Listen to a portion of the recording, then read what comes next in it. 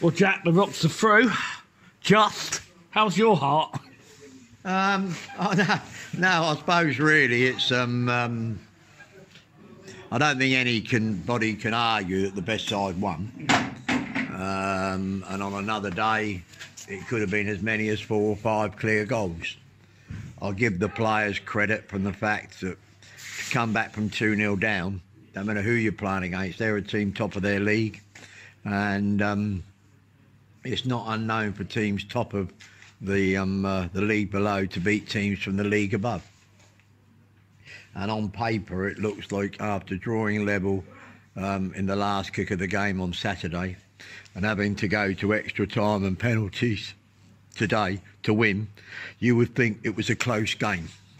But in terms of who actually possessed the most possession, how many chances they created, unless you were at the game, you wouldn't believe how many chances we missed, because we should have won. I think they had their first shot in the second half in the 47th minute.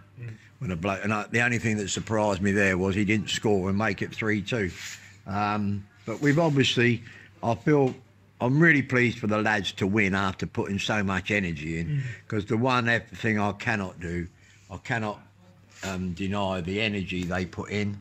I cannot deny them the way they tried to play. They try to play the way I want to play the game. Unfortunately, at this moment in time, in the two most vital areas, going forward, we're not scoring the amount of goals. We're not taking the percentage of chances. You never score all your chances, but we're like having to create 8 chances to score 1 goal, and you've got to have a much better return than that. What is more worrying to me, to be honest, is our defending. Yeah. I'm more concerned about the goals we're conceding, because our defensive is a shambolic. That's all. And how do you and Robbie sort out the shambolic defending? Because it was abysmal at times. Not just one player, but pretty much everybody in defence at times. It's like everything in football. You just have to work harder at players. They have to understand what they're doing wrong and work harder, and you have to do it. But like tonight, we're now in a typical Bognor situation. I've already got 4 players out, and none of them look like they're going to be available. Now it looks like one of them influential midfield players, Harvey's going to be missing. That's number 5.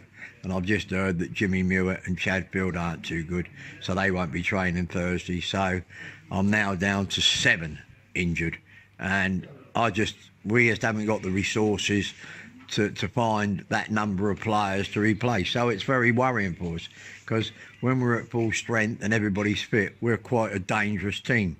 But at the moment, people just don't realise you've got to keep paying those players, and to bring another 3 or 4 players in this week, it's a massive commitment financially, and it's not easy. How do you explain Bradley Lethbridge's bad day at the office? Brad is, as Rob keeps telling me, he can be what he likes. For a boy of 17, he has got a tremendous physical presence. He's got pace to burn, and he gets himself in really dangerous areas. And all he has to do now is improve.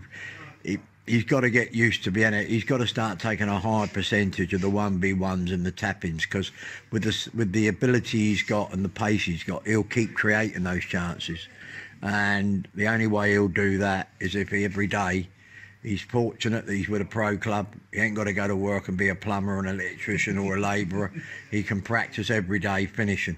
And once he keeps practicing, and we've got to remember he is 17, and he is a phenomenal talent for 17. And but it is about keep working hard, keep doing the right things, and not getting too depressed when it don't come off for you. You mention injuries. Obviously, it's a case of who's going to be available rather than who's not. Is there any possibility of getting anybody in for Saturday, or is it not really going to be that much of a possibility? It's always possible to get players in, but it's whether they want to join us, knowing how good the players are who aren't playing. That's the problem. Because the one thing you can't say is they're not local. Yeah. So you've got to bring them in. and people don't like coming. Well, I know we have a forum that believe they do, but we have a situation that there are a lot of players that do not want to travel a long way to come here just for a month. They want a bit more security for it, and that's when it becomes a bit difficult. We are now through to the next round of the trophy. It's obviously far too early to be talking about Wembley or anything like that, but success breeds success, and you must be delighted to be a couple of £1,000 richer off in the club. Money's always a very influential thing with a non-league club, so I'm delighted to earn the money for the club. I'm delighted for the players, but I am very frustrated that we're not getting the rewards our football really deserves.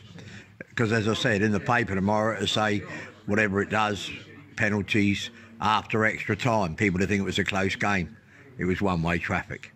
Apart from the first 20 minutes, there was only one other team that was in it really. And just finally, Jack, we go to Leatherhead on Saturday. It's another trip on the road. How do you see that game? When you're not scoring goals and you're conceding, every game is very difficult.